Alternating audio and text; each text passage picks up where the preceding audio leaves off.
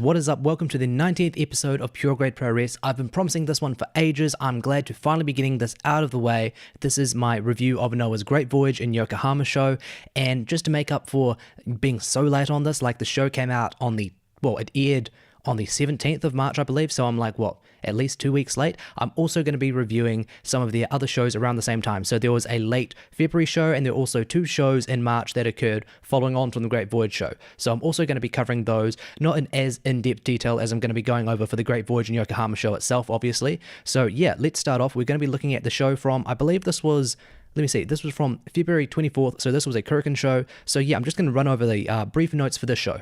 There was a very good junior tag match with Ogawa and Kotaro defeating the junior tag team champions, the Backbreakers, Hajime Ohara and Hitoshi Kamano. So that was about 3.5 stars. I thought it was very good. And after the match, Harada and Tadasuke, they tried to get back at Hayata for betraying them and joining up with Yohei as well as Kotaro and Ogawa, which is the unit that Yohei joined, I believe, must have been in November last year. And then it turns out that Hayata, he himself was going to turn on Yohei. So he had just joined up with Yohei and Ogawa and Kotaro about 3 weeks ago, and it was rather shocking, and I was very confused with the writing at the time because I was like, okay, so Hayata, your longtime friend Yohei turns on you, even attacks you, and now just what, you're missing him, so you're just going to forgive all that stuff and join back up with him? So luckily here, when Harada and Tadasuke tried to get back at Hayata, Ogawa, Kotaro, and Yohei, they were holding Tadasuke up, trying to egg on Hayata to attack them, but to attack Tadasuke, that is. And then Hayata was like, you know what, actually, I'm going to just super kick Yohei, and then he attacked Ogawa and Kotaro, and yeah, so it looks like we do have an actual Rattel's unit back together again. It's not just going to be a tag team of just Harada and Tadasuke, so I thought that was pretty cool. Another notable event on the show was Eddie Edwards facing off against Masa Kiyomiya, and this was because they were trying to set up Kiyomiya to be teaming with Eddie Edwards for the Great Voyage in Yokohama show, because initially Eddie Edwards was meant to be challenging for the GHC tag titles alongside Kotoge, but Kotoge got injured with a dislocated elbow and a fractured humerus, so they used this match as sort of a feeling out process, and then afterwards they showed respect to each other. So yeah, they're going to be challenging Shiozaki and Nakajima for the tag titles, and I shall review that later on when I get to the Yokohama show itself, obviously. There was also the Hooligans unit versus the Sugiura slave stipulation match. So this was the Hooligans unit itself, obviously, versus Sugiura and a mixture of some veterans. I believe there was Inoue and Saito. It's been a few weeks since I've seen this. And there was also the Young Lions. Sorry, the rookies. I'm still used to calling them the Young Lions, which was Kenya Okada and something Inamura. So this was a nice change up from the usual multi-man tag match formula we get in Noah. And this is always the case in Japan when they use the top rope stipulation, because usually, like, we see that a lot in America, obviously, with the Battle Royales and the Royal Rumbles, but in Japan it's very rare, and it actually led to quite a few exciting moments here, especially when the rookies themselves got some pretty big eliminations. Like, Noah wouldn't dare give them actual pinfalls or submission wins over some of their big guys, but there's no harm in, you know, showing a rookie who's energetic and fiery and just able to outsmart some really aggressive heel unit members from Hooligans by sending them over the top rope. So I thought that was pretty good, and there was really nice drama in the end as Sugiura was facing off with Sakamoto, as it always felt genuinely possible that Sakamoto could just easily pin Sugiura, and they could do some, you know, typical stupid Noah angle where Sugiura becomes, you know, all weak, and then they try to make it all big where it's like, oh, he's finally gonna, you know, throw off his shackles and stop being a slave in like 4 months time. And, you know, so I was, at the back of my mind, I was always thinking, okay, they could totally do this embarrassing angle, but luckily that was not the case. We didn't have to sit through 4 months of bad booking for Sugiura. He instead just pinned Sakamoto with the Olympic Slam, and his unit, well, his team, I should say, ended up getting the win, and the Hooligans unit has now been banished.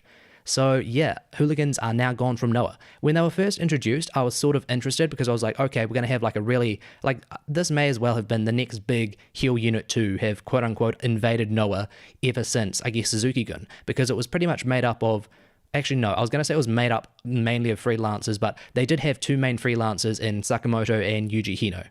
And so yeah, Hooligans, they didn't have a super long invasion run angle. They only appeared in, again, I think it was November or maybe even October last year, and they're already gone, and they didn't feature too heavily into any of Noah's major storylines, and now they're gone. So yeah, the match itself was good. It was like in the 3 to 3.25 star range, and in the post-match, Sakamoto called Sugiura out for a singles match at Yokohama, and again, I'll be getting to that later on. We then got another good match with Kiyomiya and Harada versus Marufuji and Minoru Tanaka, and this ended after Marufuji got a sort of omoplata key lock on Kiyomiya and he got the submission win. So this was obviously building up for Marufuji's odds of actually being able to beat Kiyomiya at the Great Voyage in Yokohama show. And then for the main event, we had Shiozaki and Nakajima regaining the GHC Heavyweight tag titles against a rather dull team of 50 Funky Powers, Yone and Storm. Look, I've said a million times, I'm not really a big fan of theirs, although I will say the match itself was fine. This was like 3 stars. This was a pretty standard stiff strike fest. I really love Shiozaki and Nakajima working together. I always think back to their amazing match from, it must have been March 2017, with Shiozaki challenging for Nakajima's GHC title, and they just had an awesome like 30 or 40 minute stiff strike fest. I loved it. They were really the guys that made me say, okay, I need to focus on Noah if this is what they're going to be like. So it's awesome to see them working together. They're like the stiffness kings. They are such an exciting team to see working together. And yeah, so once again, Shiozaki is a fucking GHC tag team champion. Now think about this. Shiozaki is now a 6-time tag team champion with 5 of those reigns coming in the last 3 years, and of those 5 reigns, he's had them with 4 different partners. That shows the total lack of respect Noah has for these titles, as well as to some extent for Shiozaki, because he rarely ever gets pushed to the main event. Like every now and then, like maybe once a year, he'll get a GHC title challenge, like against Sugiura or Nakajima, but it never amounts to anything, and he's always usually gone as soon as he fails in his challenge, and then he's right back to the tag division. So yeah, hopefully, especially with the Global Tag League coming up, they'll be able to build up these titles and likewise build up Shiozaki and Nakajima with them. In the post-match of this, obviously, was when Kiyomiya and Eddie Edwards came out to challenge for the tag titles. Okay, so now that we've got that out of the way, we will now move on to the Great Voyage in Yokohama show itself. So this was Noah's first show since rebranding. So with their rebrand, they now have a new logo. They've gotten rid of the old sort of, how would you describe it? It's sort of, I always think of it as sort of graffiti style, but like neat graffiti style. And I believe it actually had an arc on it. I've never actually, like, now that I think of it, I've never actually had like a really up-close look at it, but I feel like it had an arc on it, like, you know, Noah's Ark, obviously. And they've replaced it with just Noah, and for the O it has a circle, and then the circle itself for the O is actually inside of a square. And when I saw it just by itself, I thought it looked kind of dull, but on Noah's new mat in the ring, which is actually white, replacing the old green ring, I think it looks really smart, you know, it really looks quite modern. And a lot of people are really up in arms about this rebranding, being like, oh, you know, these people have bought Noah, you know, the new investors or owners or whatever, and they don't care about it. They're disrespecting Misawa, you know. And a lot of people have been pointing out, like, do we really have to care about a promotion's colors or their logo? Do we really think that's going to be the end of Noah? Noah has so many more issues. And truth be told, you know, I know it made them stand out, but I hated the green mat. I always thought, unless there was like video quality that was like 720p or 1080p, whenever I'd watch Noah shows, that green bloody mat, it would always just be very visually annoying. It really, just trying to watch those Noah shows, it would just be extra painful by like 10%, just because that green mat. So, you know, it's not popular to say, but I am glad it's gone. Anyways, let's now move on to the actual matches themselves. We started off, of course, with a multi-man tag, so we had High 69, or Hiroki, alongside Junta Miyawaki, Seiya Murahashi, and Yohei versus Hajime Ohara, Hitoshi Kamano, Keno, and Kinya Okada. So, first thing to note there, Keno relegated to the opening match, and this isn't the first time it's happened. It's the most noticeable because this is one of Noah's major shows of the year, but he's been in a lot of opening matches, and I don't mean like, you know, second or third from the bottom. I mean like the actual opening match itself. So that was pretty surprising. Like, it really shows just how far he's fallen in the company's pecking order since he lost the title. So this match was a bit of potluck. Everyone got their own standout spots. Everyone was working super hard. The only real slackers were the rookies, Kinya Okada and Junta Miyawaki, and even then, they're rookies, so, you know, you can't really blame them. They were still solid. And Ohara, this is obviously... well, this is the most annoying thing for me. Ohara is treated like a criminal in Noah. He works so damn hard, but he is rarely ever protected. When he teams up with Kamano, it's really Kamano himself who's being more protected. And I can understand that because Kamano's gone through Noah's entire system, whereas Ohara, I think he's one of the guys from Osaka, I want to say, or I'm pretty sure at least he isn't, you know, he hasn't gone through Noah's entire rookie system. So I get that, but at the same time, it's like, oh, this was the guy that you were giving the junior tag title, the junior heavyweight title title to like a few years ago. He was the guy alongside Shiozaki and Nakajima that really got me into Noah, because he won the vacant title off of, well, facing off against Ishimori on one of the first shows of 2017, and he just totally shocked me. And then later in the year, he had a really great match against Harada. He's definitely my favorite junior in Noah, even though he's been featured so infrequently. He's still one of my favorites. And yeah, it's just sad to see. Like, he didn't take the pin here, don't get me wrong, but on the shows that I'm going to be covering later on in this review, he did take quite a few pinfalls. So yeah, that's disappointing. Anyways, yeah, he deserves a GHC Junior title run, but I'll get past that. So Keno, in what was, I think, his only actual in-ring moment of the match, he hit a disgusting top rope stamp on Miyawaki, and that got him the win. And I could sort of tell they were playing up the angle of Keno being annoyed at being in the opening match, because as soon as he got the win, he very, coldly, casually just walked right out of the arena. He didn't even bother to celebrate with his fellow team members. He just walked right out and made like a big deal of it. And it was like, oh wow, this is dramatic. And I was thinking to myself, okay, if this is in storyline, then he's probably going to come out at the end of the show and challenge either of Marufuji or Kiyomiya. Or I was like, maybe this is a shoot and he's actually pissed off and he's just walking out on the company right then and there. Obviously that wouldn't be the case, but yeah, this was a fine opening match, but totally skippable, so 2.5 stars. The next match was between Mabuck Taniguchi and Yoshiki Inamura, and this was the 7th series trials match for Inamura. So he had previously lost to Sugiura, Shiozaki, Keno, Kiyomiya, and Saito, and I wasn't expecting an upset here. So Inamura immediately began working over Taniguchi with a pretty high work rate, and he was taking Taniguchi by surprise. And he got a few energetic, usual rookie fire-up and hope spots, but then Taniguchi brought out his biggest strikes, especially his headbutts, and then he brought out his power moves and got the win with his Mabuck Bomb Zwei, which is a lift-inverted German suplex slam. So this was pretty short and very dull. It was really nothing worth watching, but I can't say it was terrible, so I'm just going to give this one 2 stars. For the last of the unimportant matches, we then got another multi-man tag match. This was Akitoshi Saito, Masao Inoue, and Shiroko Shinaka versus Mitsuya Nagai, Muhammad Yone, and Quiet Storm. So the only real thing to consider here is that fucking Ko Shinaka is in this match. This guy is fantastic. He had a great series of matches with Nobuhiko Takada in the 80s.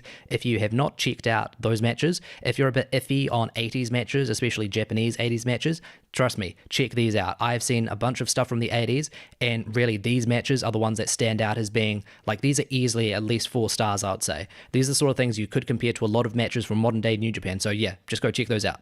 So it was funny that Nagai, who was recently divorced from Hooligans, was paired up with a babyface team of the 50 Funky Powers. So this match, it was the usual sort of dullness I've come to expect from the majority of Noah's undercard matches, sadly to say. None of these guys do anything for me except maybe Saito and maybe Yone when he's without Storm. None of the exchanges we saw were pretty interesting, except for maybe a few of the strike exchanges between Saito and Yone, and there was also a bit of comedy from Nagai as he was trying to team up with both of the 50 Funky Powers members, which was obviously showing he was a bit, I guess, sort of sad and lonely after Hooligans had to disband. But yeah, there was nothing really too interesting here. At the end, it was sort of funny as Saito, Inoue, and Ko Shinaka all ended up ganging up on Nagai, and this led to Ko Shinaka putting Nagai away with his flying hip attack. So this barely did enough to count as a coherent match. I really didn't enjoy this. There was a bit of the nostalgia factor with Ko Shinaka, and I enjoyed a bit of the comedy, but yeah, I just gave this 1 3/4 stars. I wasn't a big fan of this. We then got our first serious match of the show as we had Kazuma Sakamoto taking on Takashi Sugiura. So Sugiura is a god to Noah. Not only is he one of the most over guys in the company, he's also one of the most protected, and he was fundamental in propping them up all throughout 2018 when they put the title on him. So because of that, I did not expect Sugiura to be dropping the fall here, and that happened more so than I expected, as he actually ended up beating Sakamoto in only 8 minutes. So I'll just cover the match itself rather briefly. Nasawa Rongai, he accompanied Sakamoto to the ring, and he would interfere at moments to help Sakamoto out, and Sakamoto he controlled early on with a strike and brawl approach, and he would also rely on some cheap tactics like, ref bumps when he felt Sugiura was getting too comfortable, gaining control, and we got the great usual intensity that we always get from Sugiura when he finally regained control. All of his strikes and power moves were just beastly. It was a sight to behold. He was also one of the best I've ever seen at applying submission holds. A lot of people will just take them and, the term rest holds, where it's like, okay, I'm going to hold your leg, you're going to sell, I'm just going to sit down and, catch my breath. Sugiura does not do that. He is constantly, making facial expressions, showing just the strain on his forehead, really actually looking as if his arms or his legs are trying to wrench in the hold. He always does a fantastic job. And Sugiura surprisingly choked Sakamoto out with a guillotine, making for a rather quick comeback after he had been worked over by Sakamoto as well as Rongai on the outside for a bit. And yeah, this was only 8 minutes long. It was a bit anticlimactic, but it was a fun story with Sugiura looking super dominant despite Sakamoto being dominant in the early stages. So I gave this 2 3/4 stars. I was pretty disappointed because I was thinking to myself, okay, these matches thus far in the show have been fine but underwhelming. Now I've got a big, it's a big Sugiura match, singles match, so by definition it has to be a big match, and they only gave us 8 minutes and no real interesting in-ring work, a fine story. And yeah, I guess the more interesting stuff was in the post-match, as Sugiura, he faced off with Rongai, and then he decided to help Sakamoto up to his feet, and he shook his hand. And what has happened since then is that we seem to have a 3-man unit that is joined. So that sort of makes sense, I guess. Like, Rongai, I believe he's a freelancer, so it sort of makes sense he can just move between people. Obviously, he gets along with Sakamoto, so it makes sense he would just join up with wherever Sakamoto goes. And Sakamoto himself, with Hooligans having been disbanded, he sort of is looking for another partner. And Sugiura, he doesn't really have anyone, especially ever since his thing with Keno ended back in, 2017, I guess it was, or maybe 2018. So yeah, it's like there are 3 guys, at least 2 of them, who are looking for, a new destination in Noah. So it sort of makes sense I'd hook up, as well as because they both have a sort of unorthodox and I guess hard bastard look to them. So from a styles point, they make a believable unit from, a pure aesthetic standpoint. Nagai, he then got on the mic after the 3 guys had left the ring, and he announced that he was looking for a partner for the Global Tag League, since obviously Hooligans had disbanded, so he couldn't team with, I believe it was Taniguchi he tagged with last year. To be honest, I don't remember any of their matches, and I doubt they were that good. So, very surprisingly, Atsushi Katoge, who was out with an injury, remember, he came to the ring and he answered Nagai's call for a tag team partner. And so, yeah, they're going to be tagging in the Global Tag League. And Nagai, he even put on a version of the cape, like the revolutionary superhero cape that Katoge always brings out for himself. And obviously it's the joke, like the comedy of, oh no, Nagai, he's like an old shooter and he's a heel, he's a hard bastard. Now there's this cheeky, comic book hero, Katoge, messing around, trying to get him to do his poses and wear his silly costumes. And I do appreciate the comedy in that, but honestly, Katoge is once again being shafted as a total comedy character. And I don't think he's going to have any interesting performances alongside Nagai. I think he'll only have interesting performances in spite of being tagged alongside Nagai. Anyways, let's now move on. So just a little announcement they had. They had a pre-show video package, and they made 2 big announcements. One was that they're going to be in some, now I didn't write this down, it's some hall in, I believe, Osaka, but that wasn't the big thing. The big thing, which I did write down, is that Noah are going to be running Ryogoku Sumo Hall once again on November 2nd. And so I was looking at that date, and I was thinking, okay, that's either going to be for the Global League Finals, or it's going to be for the winner of the Global League actually challenging for the titles. And I believe they did announce the Global League dates later on, not in this show, but I think it was on the 317 show or maybe the 329 show. So when I get to there, I'll actually check out if my estimate for the dates match up. I don't think they do. I feel like it was... Actually, no, I do remember now. The Global League is going to be in late August and mid-September. So I'm not sure what the Sumo Hall show itself would be then, because they usually have the winner of the Global League challenge after like a month. It's not like the same with New Japan where the winner of the G1 gets to wait like 6 months before they actually, well, I guess, five months before they challenge for the big title. In Noah, it's sort of just the next big show you're challenging. So I wonder what they'll end up having to main event that Sumo Hall show, but hey, that's the excitement of waiting and trying to figure it out.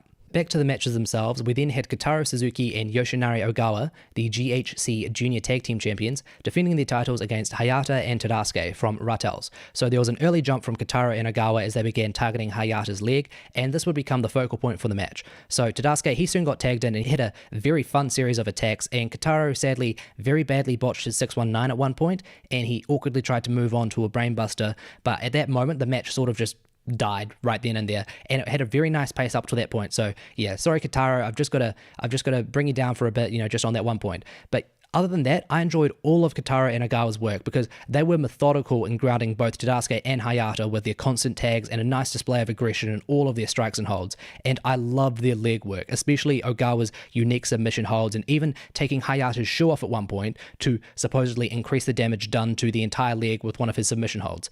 And there was also a nice little great detail from Kotaro when he hit his Blue Destiny, but instead he made a little adjustment of holding Hayata's leg back, ensuring that the brunt of the move actually landed right on the injured leg as opposed to, I guess, the spine or the neck as it usually does. So I really love that psychology. Even though Hayata and Tadasuke did still get in their, usual energetic junior-based spots, it was really this leg work which was the main focus, and it was the most entertaining aspect. And so I was a bit disappointed when the match ended surprisingly early, with Hayata soon tapping out to Ogawa's figure four.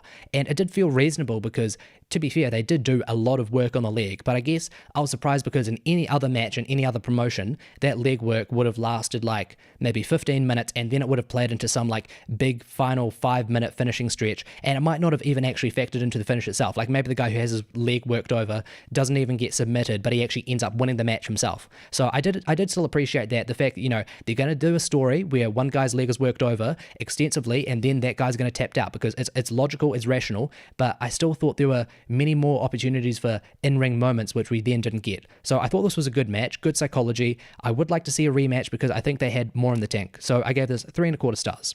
So in the post-match, Yohei, Kotaro, and Ogawa, they teased revealing their new team name for their new stable, obviously.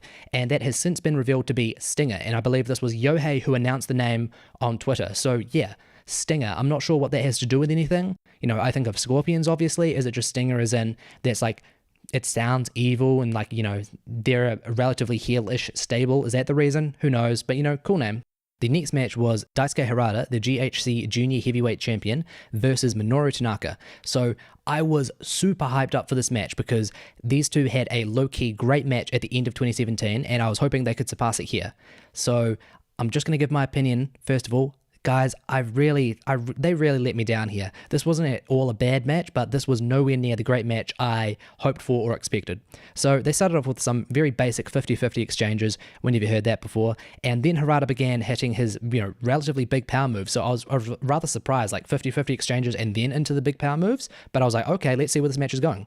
And Harada was firmly in control, and he began targeting Minoru's neck with some further strikes and holds.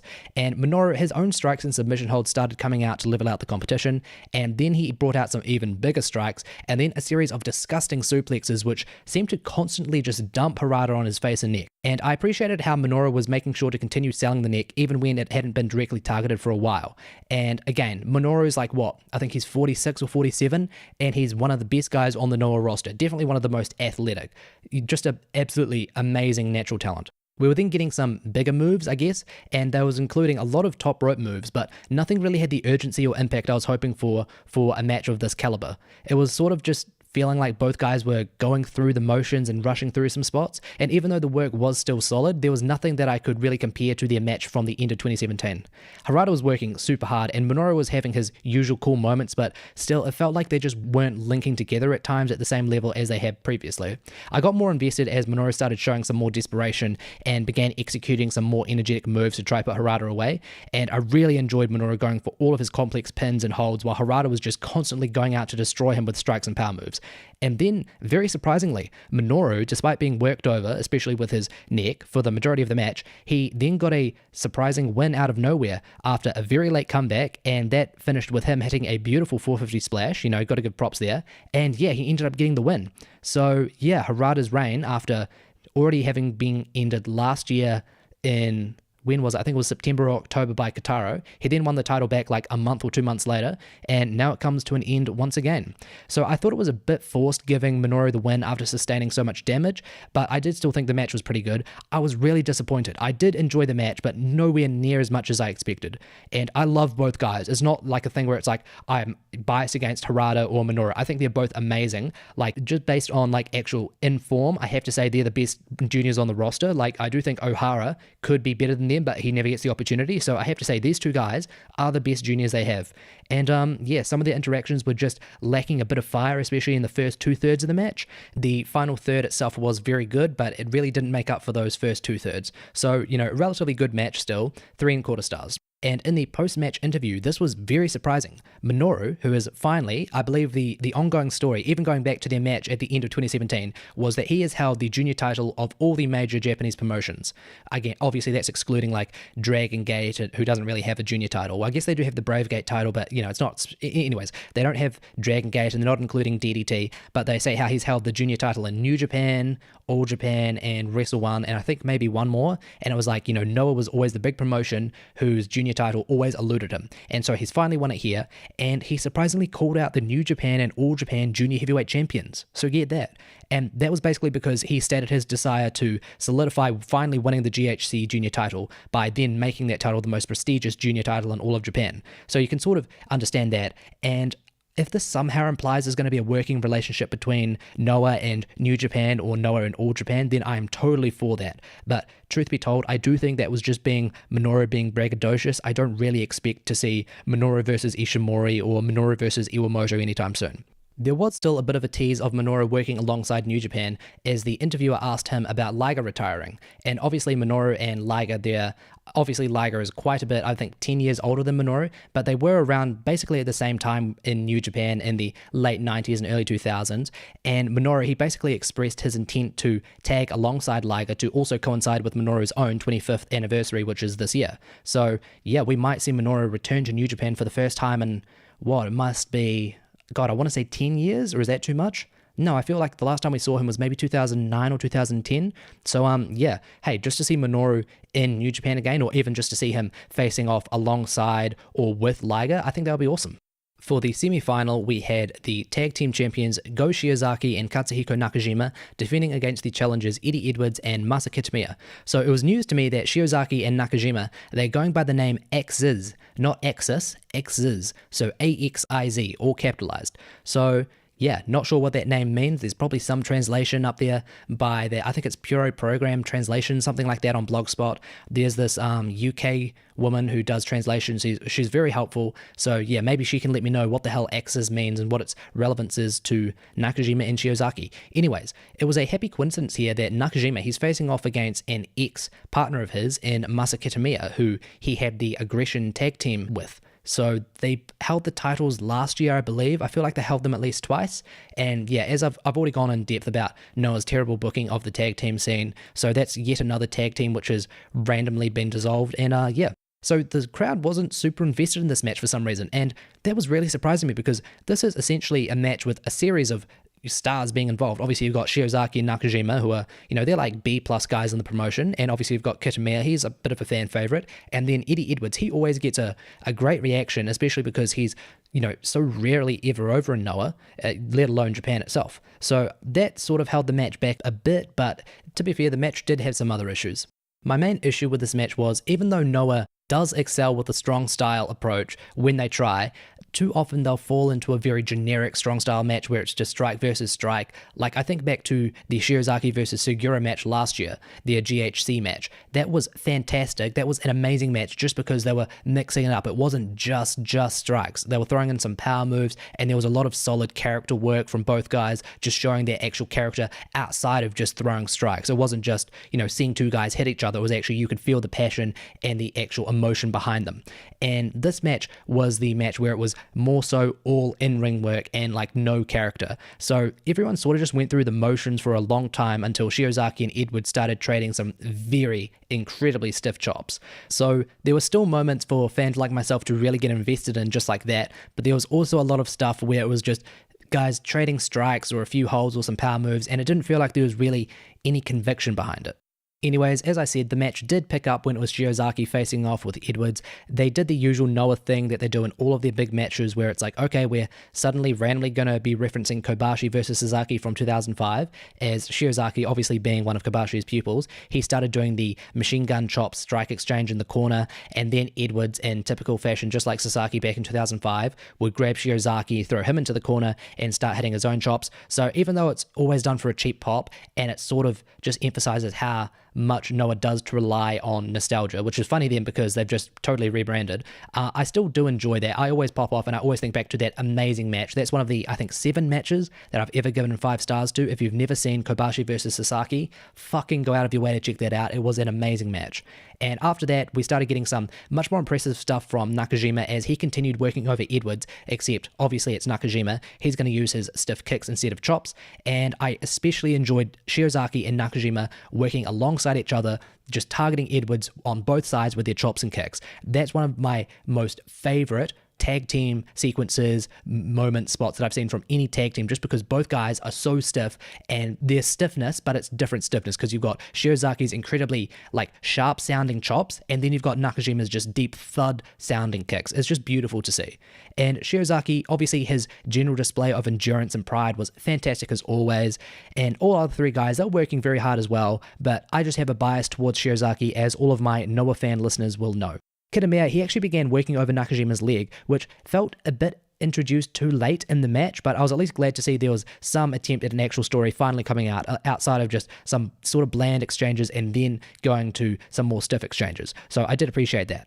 Again, this is probably just my bias showing, but I was always invested in the match whenever Shiozaki would become the main focus, as he was always either selling fantastically well or delivering extremely stiff attacks to liven the match up. So I was always, really hyped up whenever Shiozaki was on the screen.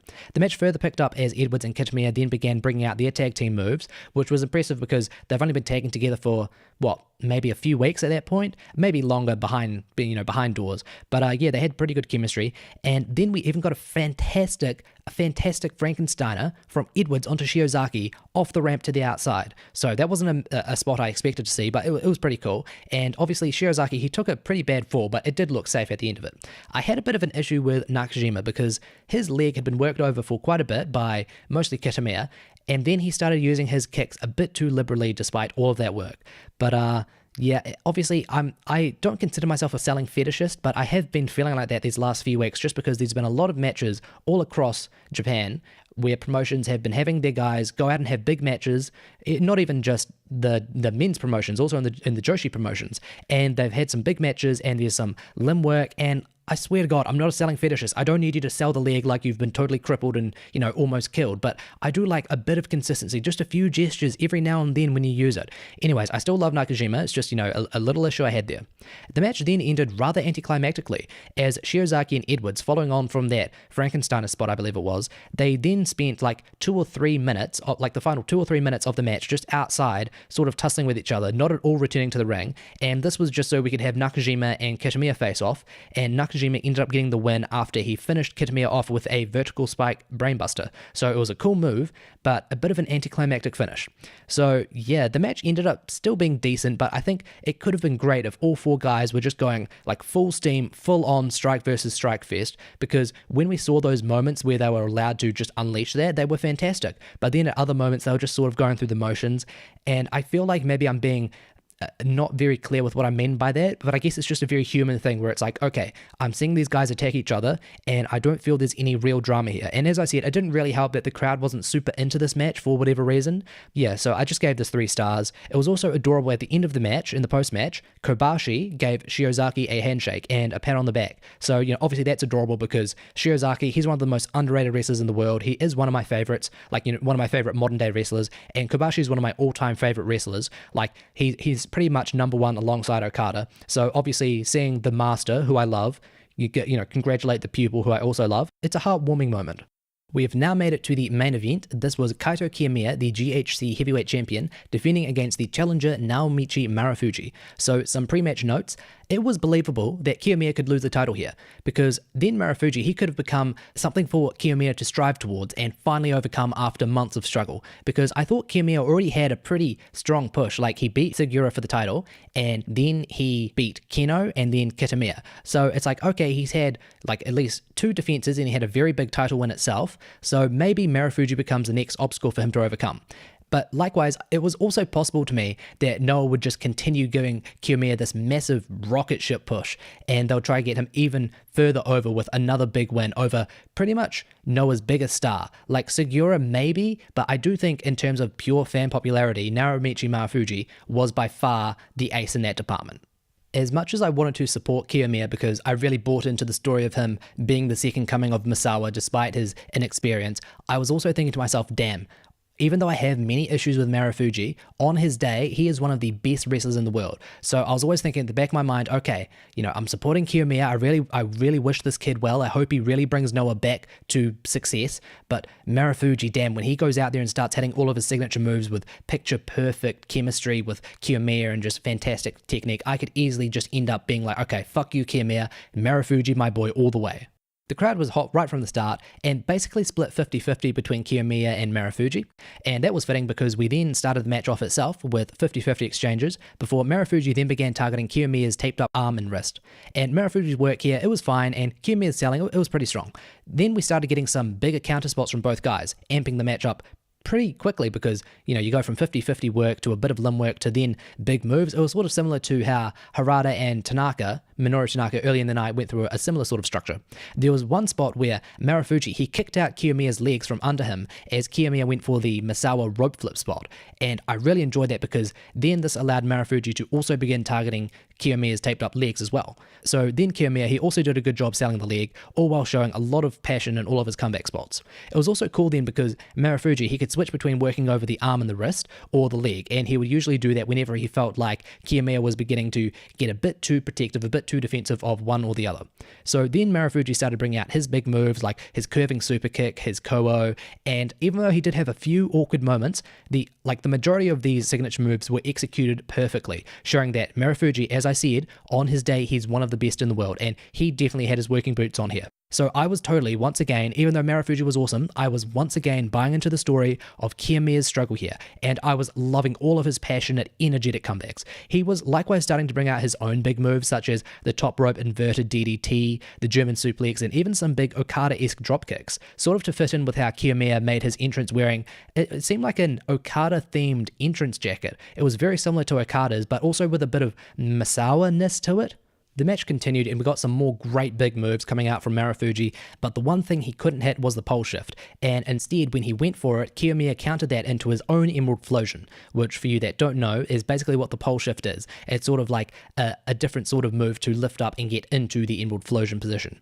And both guys had sadly moved away from focusing on Kiyomiya's worked over limbs, so that was disappointing. I don't have an issue with limb selling being introduced and then basically dropped, but I do have an issue when it becomes such a major part of the match like it was here and then being forgotten. So that was a bit annoying, but I was at least appreciating how we were getting some impactful and dramatic spots as well as exchanges coming out. I also love the approach of Marufuji playing the cold sort of veteran with the killer instinct, while Kiyomiya was obviously just relying purely on heart and natural durability to survive. It really made a clear idea of what the story was here, with Noah's ace, Marufuji, who was actually around in the time of Misawa and one of his pupils, going up against the new up-and-comer, the young upstart who's somehow become champion in only like a year since being back, and wants to be the second coming of Misawa, despite not actually having been around during his time. So it's a very cool story, and I really thought both guys played their roles fantastically here. The match naturally became more and more dramatic as we got a fantastic series of moves traded back and forth, which ended with Kiyomiya locking in a standing Misawa facelock and then hitting a facelock suplex from that position. So that was awesome. Then Kiyomiya hit a non-bridging tiger suplex, but he couldn't get the pin.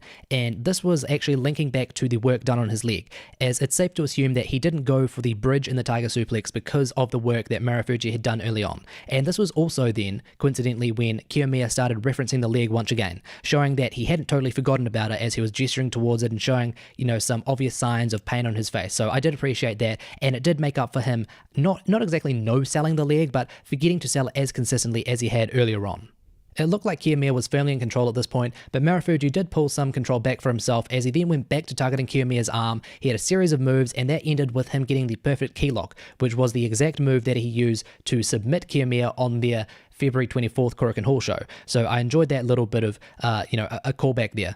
And then we got some great selling from Kiyomiya, and the crowd was totally into the match at this point. They were fully behind him pretty much because, as I said, Marufuji had been playing up the heel role, and Kiyomiya with his very sympathetic babyface selling alongside, obviously, the story of either his arm and wrist or his leg being worked over, sometimes simultaneously. It just made him a very compelling figure, and it was just easy to cheer him on. And I was shocked because the announcers at one point, they announced Sanjupun Keika, which means 30 minutes, and I was like, holy shit, 30 minutes has flown by.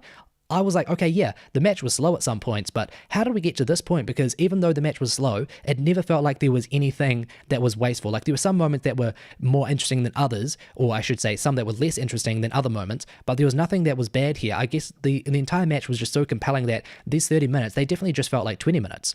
And Kiyomiya, he was then back to bringing out some rather unique moves. Like he has this, I don't know if I've seen this before, it's called the overthrow, which is a sit-out side slam, and then he hit a delayed Abisagiri Koppo kick, which is, like the rolling Koppo kick that Liger does. He did that, except he went airborne, and he had like maybe a second delay before he connected, and I've never seen him hit that either. So, I thought those were two cool little moves.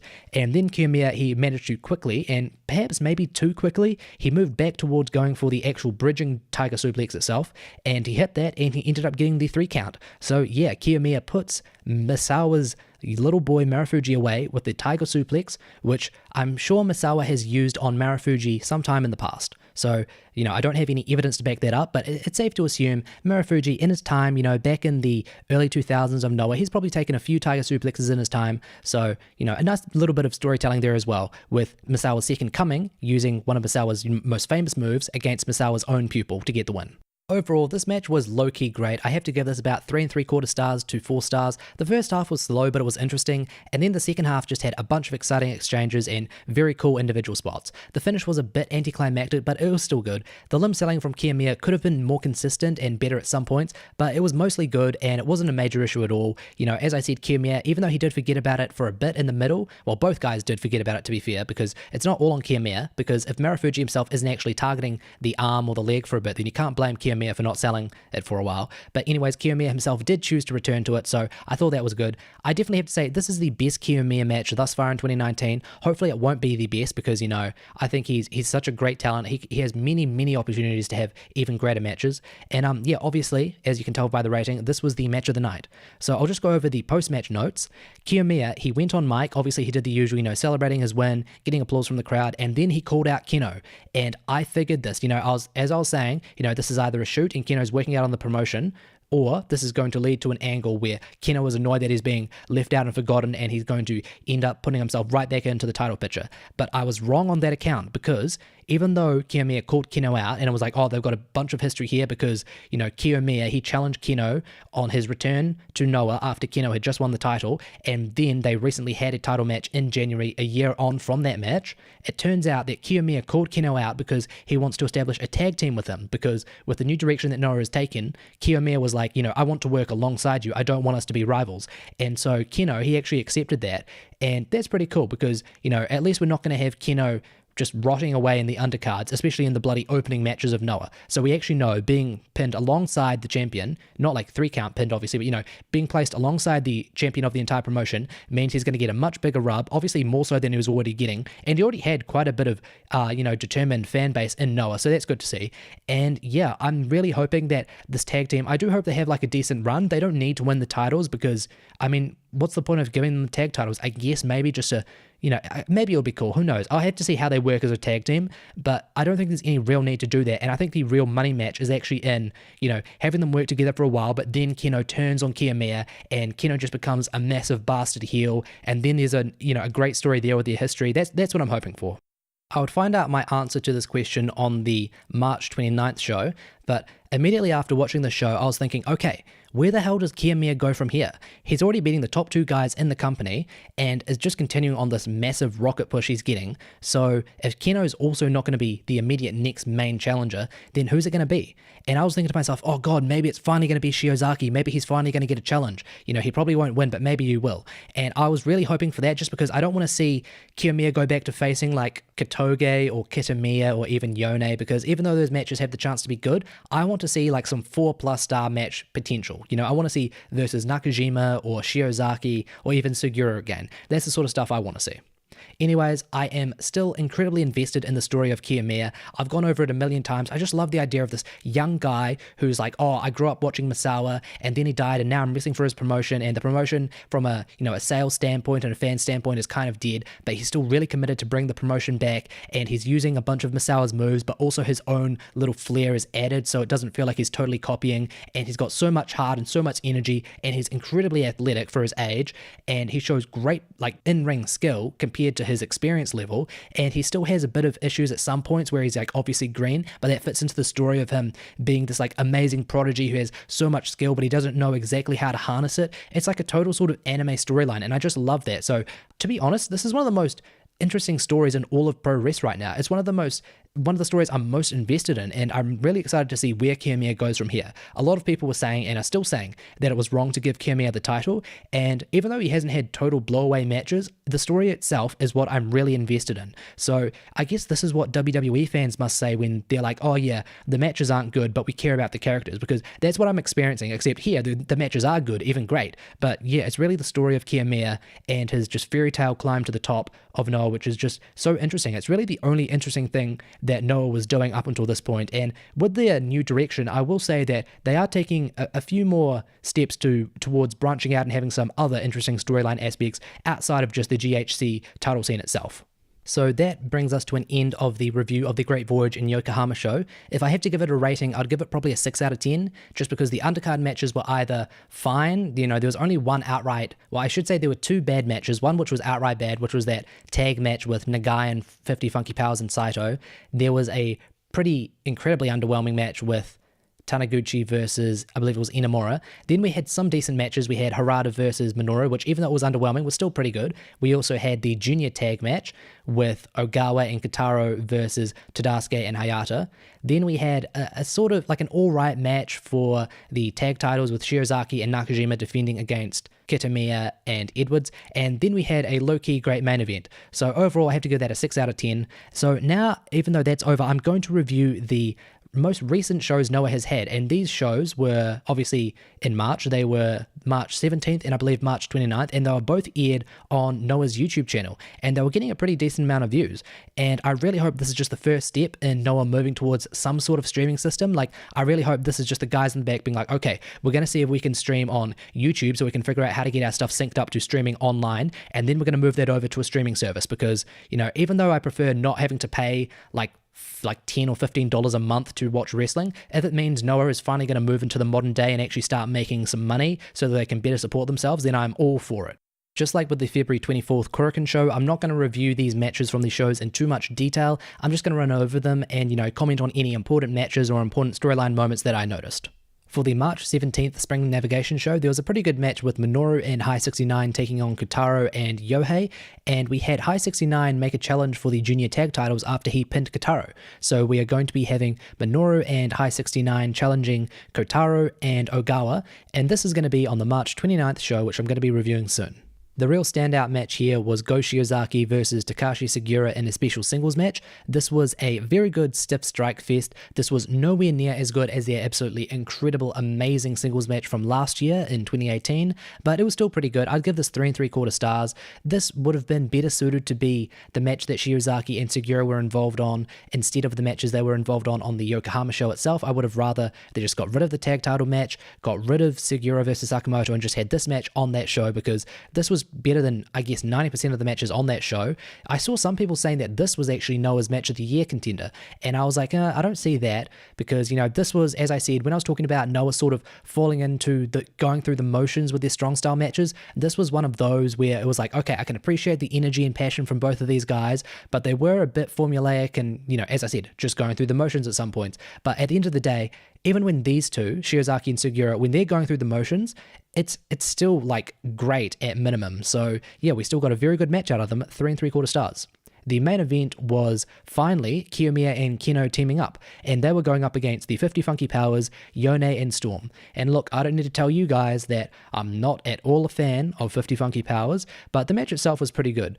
Keno and Kiyomiya, they mostly fought as individuals as opposed to as like a solid tag team, and they did have a few tandem moves and a few cool moments where they would pose together, especially in the pre-match and post-match, and I thought it was pretty good. There was a cool finish with Kiyomiya hitting his overthrow sit-out side slam, and then Keno hitting his double foot stomp, and that gave them the win. So that's a pretty big compliment to this team. They're just a newly established tag team, and they've beaten one of the most dominant tag teams in Noah's tag division, the 50 Funky Powers. And hey, if Keno and Kiyomiya are going to overtake the position that 50 Funky Powers hold, which is either as the tag champions or tag champion challengers, then I'm all for that.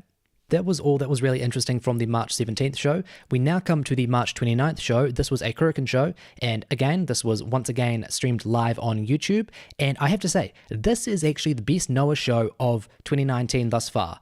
We had 3 solidly good matches and a very good main event. We got a very good opening tag match with Tadasuke and Harada against Ohara and Kamano. I gave this 3.5 stars. This was one of the best opening matches I can recall from any promotion. And in the post-match, we had Kamano challenge Harada for his IPW UK title. So I really hope that's going to be on a Noah show and not over in the UK, because, I won't be able to actually see that match, or it's less likely I'll be able to see the match, I should say. So that should be a really fun match. It's cool that Harada, he has another title that Noah can rely on to have him higher up the card. He doesn't have to be slotted into the opening tag matches just because he's lost the junior title, so that's cool. And I don't think Kamano is going to get the title here. First of all, because you can't imagine the IPW UK is like, oh, okay, yeah, we really want this random guy from Noah as opposed to Noah's top junior for the last 2 years. So I don't expect Kamano to get the win. I would love if they did that because, especially if it happened in Japan, that would be a big, bit of a rub for Kamano. But yeah, I don't expect it to happen, but it could easily be a very good match. I don't really think it's going to be great. I don't know if Kamano's actually at that level. I think he works very well alongside Ohara, but in singles matches, I've never seen anything too impressive, although I do think he is a good wrestler overall. We also got our first televised airing of Sugiura and Sakamoto teaming up, with Sakamoto facing off against ex-Hooligans partner Taniguchi. The match was yet another surprisingly very good undercard tag match, with Miyawaki getting a very fiery and strong performance and all the other three guys running through some very stiff, basic, but still very nice stiff exchanges. So I gave this 3.5 stars as well, and in the post-match, Taniguchi went on the mic and he called out Sakamoto, and according to translations, he said something about how, I'm going to get you back in the Global Tag League, so obviously a bit of bad blood with the faction breaking up there. Then we had an announcement where the Global Junior Tag League is going to be in late June through to late July. So it looks like this tournament is going to become annual as opposed to being, I think it was pretty random because I went on Wikipedia and it said there was a tournament in 2009, then I think 2015 and then 2018, and now it's going to be 2019. So maybe because Noah's struggling a bit, they're going to be like, okay, what does New Japan do? They always have consistent tournaments so they can always build up storylines. Maybe we should do that. So hey, I love wrestling tournaments, especially in Japan, because Japan usually does them without bullshit like in the US. So I'm very excited for that. We also had the big announcement that the Global League, which is Noah's G1, is going to be renamed the N1 Victory, and it shall occur from late August to mid-September. So that's going to be just after New Japan's G1 would have ended, and this is usually held in, I believe, late October to about mid or early November. So I'm not exactly sure what the reason for it is, and I'm not exactly sure the reason for why they've changed the name as well, because people online have been pointing out how the G1, the N1, it sort of just sounds like Noah's just totally replaced it, and instead of the climax, they're calling it a victory. But I actually think it's a nice sounding name. It sounds cooler than the Global League, because the Global League could be anything, but the N1, you immediately associate, the N for Noah. So it'll take a while to get used to the new tournament name, but I do think it'll end up sticking pretty easily. We then got another fun 6-man tag match as we had Muhammad Yone, Naomichi Marufuji, and Quiet Storm team up to face off against Masaki Mochizuki, Masa Kitamiya, and Yoshiki Inamura. So the big thing here was Mochizuki in a Noah ring. Obviously, Mochizuki is one of the best wrestlers from Dragon Gate. He may as well be in at least the top 50 for wrestlers in the world. He's another guy just like Minoru Tanaka, and I've made this point. It's like Minoru Suzuki, Minoru Tanaka, and Masaki Mochizuki. Something about the letter M. If you're a Japanese dude and you're anglicized, I think it's called, or your English name starts with an M, you're likely to be a fantastic wrestler way younger than you appear, from your age. You know what I'm saying?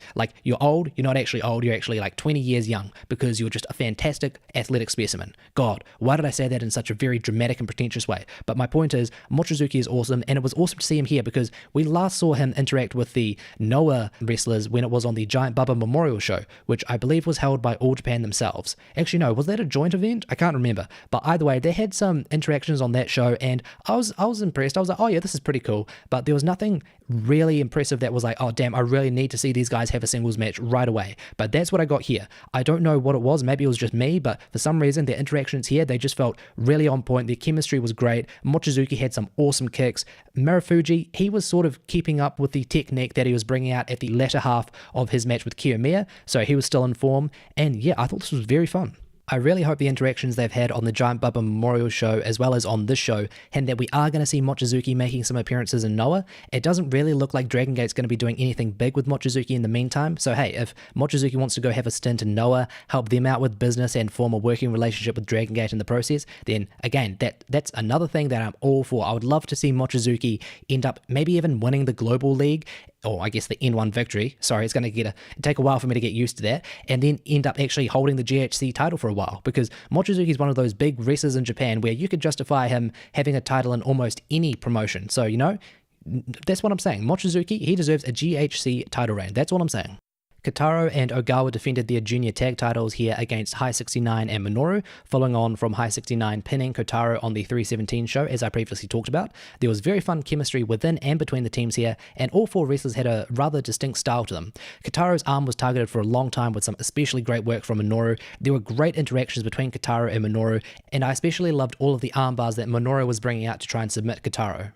After being dominated for ages, Kotaro finally managed to power Minoru up onto his shoulders, and he ended up hitting him with the Requiem electric chair driver, picking up the win. So this was another instance of a Noah match where the finish feels a bit forced, sort of pulled out of nowhere, because it's like, okay, Kotaro, you're having your arm totally destroyed, Minoru's totally dominating you, totally in control, and then just one little slip up and you end up getting the win.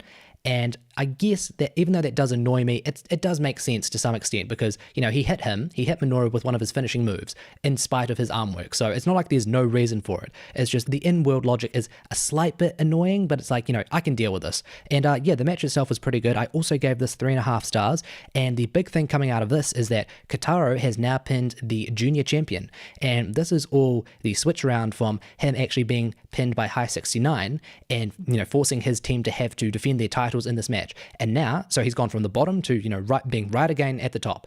And of all the interactions they had here, I'm very excited to see what they can produce in a one-on-one singles match. The show then capped off with a big main event. We had Shiozaki, Nakajima, and Hayata versus Kiyomiya, Kino, and Yohei. So, interesting little thing to note here. We have the heel in the Rattels versus Stinger storyline, Yohei teaming with the face team of Kiyomiya and Kino. So, I'm not going to say that's an oversight, it's just, you know, an interesting choice to have what is meant to be positioned as the face team teaming up with a guy who in his own storyline is the heel. Anyways, this was a mixture of stuff. This was very good though. I don't need to tell you guys how much I love Shiozaki, and he was stiff as hell here. And obviously Kiyomiya, he was incredibly energetic and colourful as always. Nakajima, he was slippery and slimy, you know, his own little, not really cowdy, but, you know, methodical, intelligent heel ways, but he always had his stiff kicks to back it up. Kino, he was cold and evil as well, and obviously he had his own stiff offense. Hayata and Yohei, they were super athletic and acrobatic, and they had fantastic speed, just as you expect from the Noah Juniors. This was just stiffness and big moves galore. I really, really enjoyed this. Shiozaki and Nakajima once again impressed as a tag team, as they absolutely destroyed Kaito Kiyomiya at the end. I think they were going through their kick and chop exchanges, and they were also just going through some power moves one-on-one. You know, one guy hits Kiyomiya with a big move, then the other hits Kiyomiya with a big move, not necessarily power moves. It was all really good. And at the end, we had Nakajima hitting a sickening kick, basically right to the head of Kiyomiya, and then he hit him with the vertical spike brainbuster, and he ended up getting the win. So it looks like I have the answer to where Kiyomiya goes from here. He's going to be having Nakajima challenging him for the GHC title. I'm not sure exactly when that's going to be. I feel like that might be, it won't be on the Global Tag League Finals Day, but I think it'll be the next big show after that. So we might not actually see that until May, now that I think of that, or at the earliest, I'd say maybe late April. So again, this is another match where if it was possible, because I know you have Kiyomiya doing something else on the Yokohama show, but if you could somehow just transport this match, like copy and paste it onto the Yokohama show, along as well with that Shiozaki versus Sugiura match, that would have made that show just so good, because this show, I actually rate this show higher than the Yokohama show. I have to give this a 7 out of 10 just because, as I said, there were 3 solidly good matches and then a very good main event, and we had some interesting little storyline developments, especially with Kiyomiya having his next challenger. So I really enjoyed that.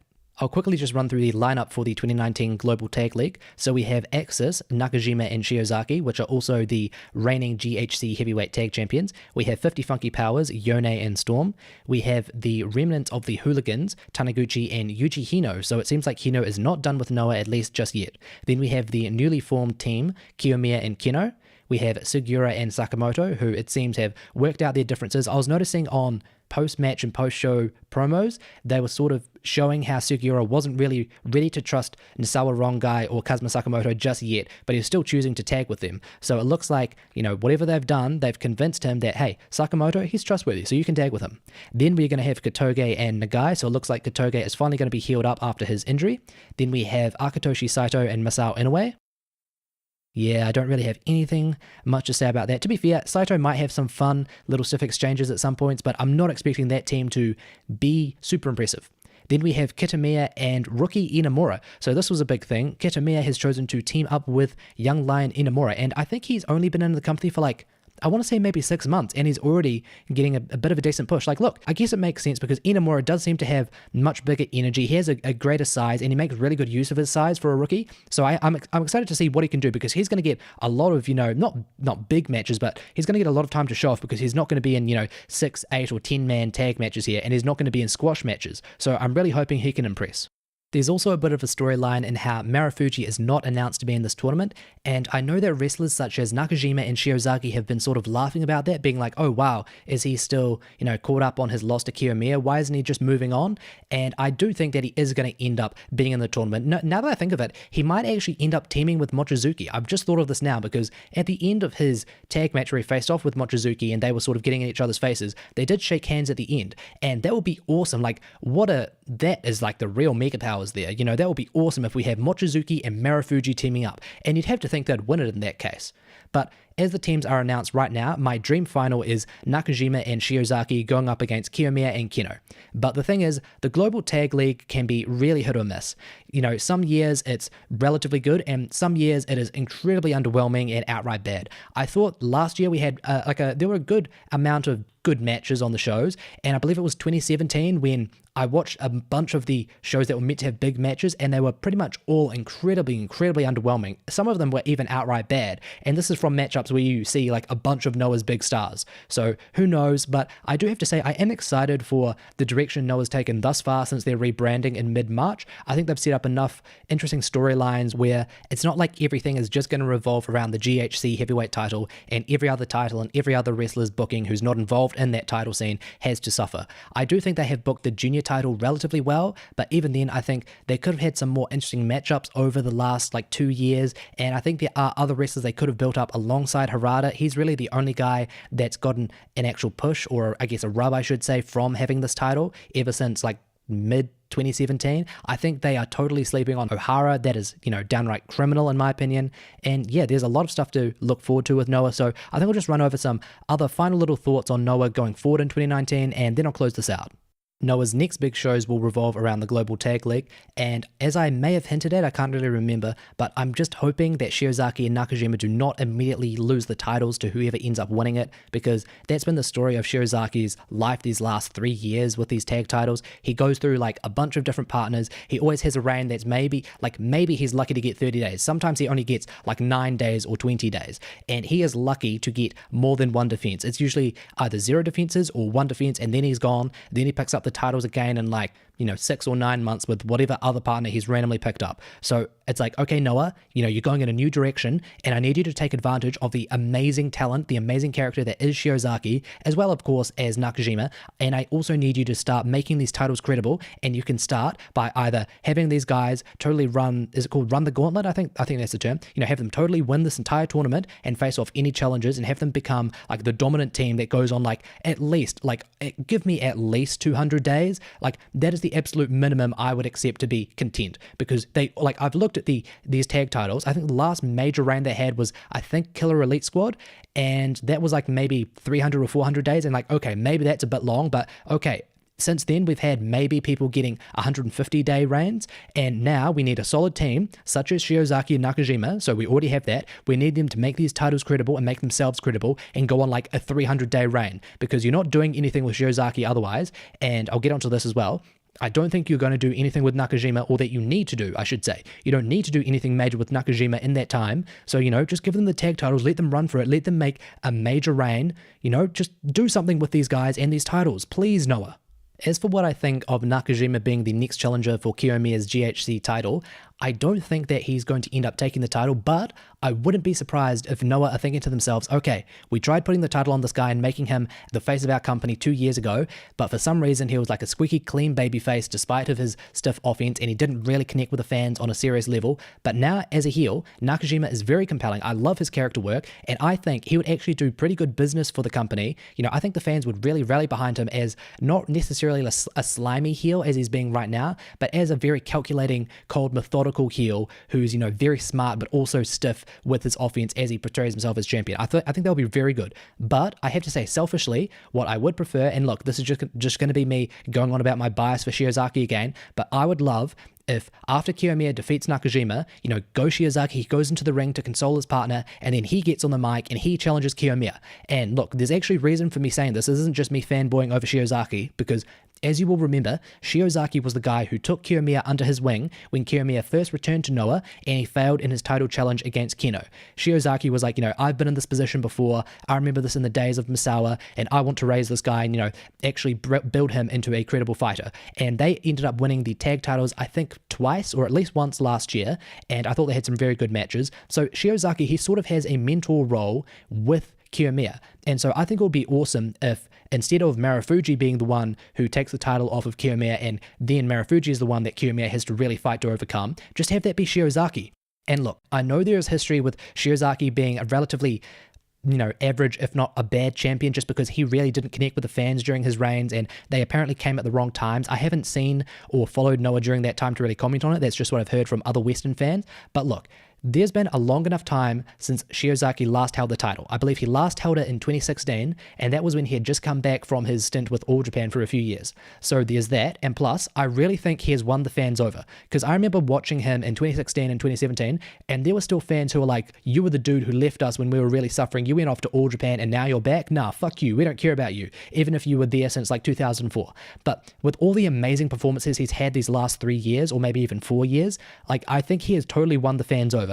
There used to be audible boos for him whenever he would appeal to the crowd, even when he would do his awesome, stiff strike spots or some great lariats or some great power moves. But now people are totally in awe when he starts striking people. When he starts chopping at someone's chest, the crowd is not booing. They don't have time to boo because they're totally shocked and they're busy. Their ear is being used up by gasping at how fucking brutal and vicious Shiozaki is. So that's the other reason why I think a Shiozaki reign wouldn't be terrible. I actually think it will be good, because then you have the story of the young guy, trying to overcome his one-time mentor, and then you can have Kiyomiya maybe even win the Global League again, or maybe Shiozaki's reign doesn't have to be that long, who cares? But now I'm just getting into fantasy booking, but that's all I'd like to see. I really hope that Shiozaki, goes on to become a serious figure in Noah, because he's like 37. They haven't made really good use of him for at least the last 3 years, I want to say. I just want to see him have one last big reign, at least that I can follow in real time, just because I wasn't alive during the time when he was champion, and apparently when he was champion, he wasn't super over, but now he is relatively over and he doesn't get to be champion.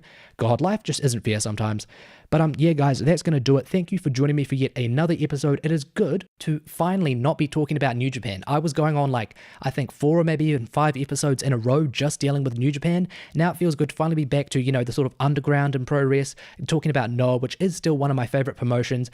I know it sounds like I don't really love them, because I'm like, oh yeah, they only had a 6 out of 10 for their biggest show, and I'm like, this was a really good match. Their main event was only, 3 3/4 stars to 4 stars though, but I really do appreciate this promotion. They've got a lot of great history to them. They have some fantastic wrestlers. As I said, I am loving the story with Kiyomiya. I think the story of his coming to the top of the company, I've gone on about it for ages, but I think that's one of the most compelling stories in pro wrestling right now. But yeah, that's going to be the end of this episode. So you can follow me on Twitter at PureGradePuro. That's PureGrade Puro. You can follow the podcast on YouTube, Podbean, and iTunes. So I'm just going to run through what I plan for my future episodes, but I am so behind with a bunch of stuff, and I do plan on reviewing New Japan's MSG show, as well as a little bonus episode for the WrestleMania that's coming up. But what I do plan on reviewing is as follows. So I'm still planning on reviewing All Japan's 319 show. I don't believe I've been spoiled. Actually, I may have been spoiled on the main event of that show between Miyahara and Nomura, I think, but the other matches I have not been spoiled on, so I'm still very excited for that show, and I know that's still going to be late, but at this point it'll be less late than this very review of the Great Voyage in Yokohama show was. I'm also going to be reviewing the Stardom 328 show, because they had a bunch of title matches on there. And I also want to review Wrestle One's February and March shows leading up to their last big show, which was called Wrestle Wars, and that had all the titles on the line. So I'm very excited for that. And I also plan on reviewing Big Japan's Ikitosen Death Survivor Tournament. And I'm only going to be doing that once all of the shows have aired, so that may take like a month, because they've been pretty bad with getting their shows up, and we're just relying on, the usual rippers to upload the Samurai TV earrings, I believe. So yeah, a bunch of stuff to look forward to. Thanks for hanging with me, guys. Again, I'm glad to be back to, the underground, like the grassroots stuff in pro wrestling. None of this corporate bullshit with New Japan, eh? Fuck New Japan. Anyways, I'll see you guys later. Peace out. Goodbye forever. See you guys soon. Thanks for joining me.